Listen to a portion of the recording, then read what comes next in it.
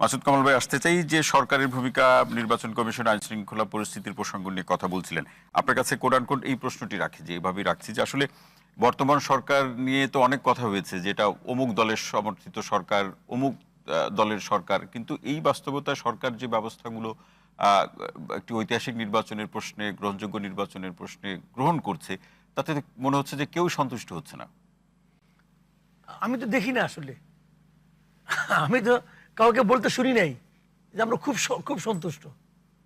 এখন আমি শুনি না, এখানেও শুনলাম না, পত্রপত্রিকাতেও দেখে কেউ বলে নাই যে সরকারের প্রত্যেকটা পদক্ষেপ এত সুন্দর, এত অসাধারণ, যে এরকম পদক্ষেপ, এরকম ব্যবস্থা আমরা এর আগে কখনো দেখি নাই।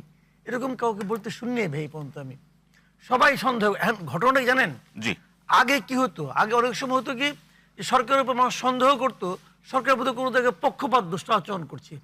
এখন হলো এই সরকার এতই অদক্ষ যে পক্ষপাত দুষ্টতা দেখাতে গেলেও তো এক ধরনের দক্ষতা লাগে, যে আমি দুইজনের মধ্যে উনাকে সাপোর্ট করবো, কিন্তু উনি টের পাবে না, উনি টের পাবে না। এটা কিন্তু হয়ে যাওয়ার পরে টের পায়, আগে টের পায় না। এটা কিন্তু দক্ষতা লাগে, এদের এই দক্ষতাও নাই। বাস আমি সবসময় বলি যে আমার দেখা মতো এই বছর, এত বছরের জীবনে এরকম অদক্ষ সরকার আমি জীবনে দেখি নাই।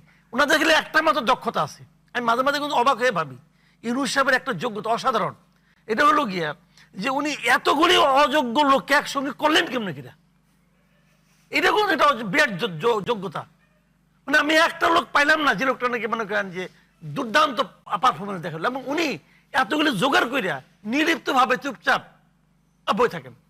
ওনার কিছু যায় আসে না, জিজ্ঞাসা করলে মাঝে মাঝে বলেন যে আমি একটা ইতিহাসের শ্রেষ্ঠ নির্বাচন উপহার দেব। মানে এতজন সম্মানিত উপদেষ্টারা কাজ করছেন, তার মধ্যে একজনকেও আপনার যোগ্য মনে হচ্ছে না? তুলনামূলক ভাবে দেখলে দুই একজন তো আছেই, তুলনামূলক ভাবে দেখলে তো এদের মধ্যে বেটার। আচ্ছা, এদের মধ্যে একজন বেটার আছে, আমি বলি আপনাকে, ওই যে যোগাযোগ এবং জ্বালানি বিষয়ক যিনি আছেন ফাউজুল কবির খান, ওনাকে আমি তুলনামূলক ভাবে বেটার মনে করি। জি। দ্বিতীয়টা খুঁজতে গেলে আমাকে মানে আধা ঘন্টা সময় দিতে হবে, কারণ দ্বিতীয়টা খুঁজতে হলে আমার মিনিমাম আধা ঘন্টা লাগবে খুঁজে বাই করতে। আরেকজন কি? তাহলে ঐতিহাসিক নির্বাচনের অঙ্গীকারের মানে ভাই কি offer? ভাই আমি বলি আপনাকে, উনি একটা নন পলিটিক্যাল লোক। আমি ইউনূস সাহেবের কথা বলতেছি। জি, বলুন। উনি এটা তো একটা ইলেকশন, তো একটা পলিটিক্যাল অ্যাক্টিভিটিস না, এটা একটা পলিটিক্যাল কাজ।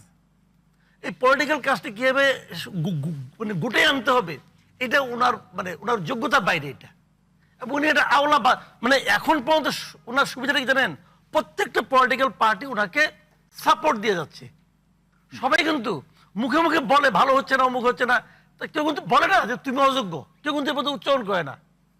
দুই একটা আমাদের মতো দুই একটা পাগল ছাগল করে, আর কেউ করে না কিন্তু। সবাই তাদেরকে বলে ঠিক আছে ভাই কামটা সারেন। ওইটা হয় কেন জানেন বলি ঘটনাটা। ধরেন আপনি বাসার মধ্যে আছেন, আপনার 2 বছর 2.5 বছরের বাচ্চা হাতে একটা ছুরি নিয়ে ঘুরতেছে, আপনার লক্ষ্যটা কি হবো? বাবা কিছু করিস না, দে আমাকে দে, ওকে আমাকে দে, তোর চকলেট দেবো, মানে কোনো মতো গেলে ছুরিটা তুই ফালা। এই অবস্থাটা এদের, মানে সবাই আতঙ্কগ্রস্ত যে কোনো মতো ইলেকশনটা পার হোক।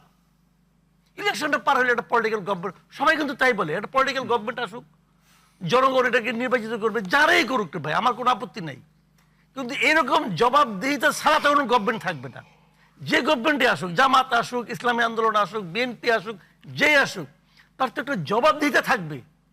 মানুষ মনে করবে কি যে তুমি যদি এবার খারাপ করো আগামীবার তোমার ভোট দেবো না, কিন্তু এদের কোনো জবাবদিহিতা আছে?